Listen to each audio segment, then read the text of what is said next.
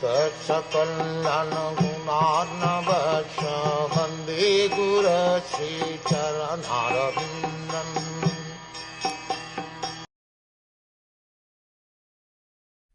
O Brahmans, the opulence of the king was so enchanting that the denizens of heaven aspired for it.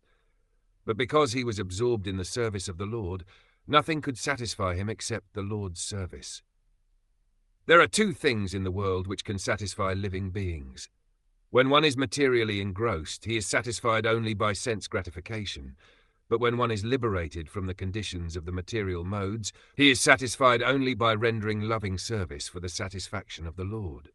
This means that the living being is constitutionally a servitor, and not one who is served. Being illusioned by the conditions of the external energy, one falsely thinks himself to be the served, but actually he is not served. He is servant of the senses like lust, desire, anger, avarice, pride, madness, and intolerance. When one is in his proper senses by attainment of spiritual knowledge, he realizes that he is not the master of the material world, but is only a servant of the senses. At that time he begs for the service of the Lord and thus becomes happy without being illusioned by so-called material happiness.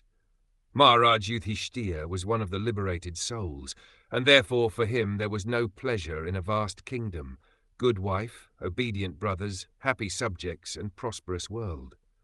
These blessings automatically follow for a pure devotee, even though the devotee does not aspire for them. The example set herein is exactly suitable. It is said that one who is hungry is never satisfied by anything other than food. The whole material world is full of hungry living beings. The hunger is not for good food, shelter, or sense gratification. The hunger is for the spiritual atmosphere. Due to ignorance, only they think that the world is dissatisfied because there is not sufficient food, shelter, defense, and objects of sense gratification. This is called illusion. When the living being is hungry for spiritual satisfaction, he is misrepresented by material hunger. But the foolish leaders cannot see that even the people who are most sumptuously materially satisfied are still hungry. And what is their hunger and poverty?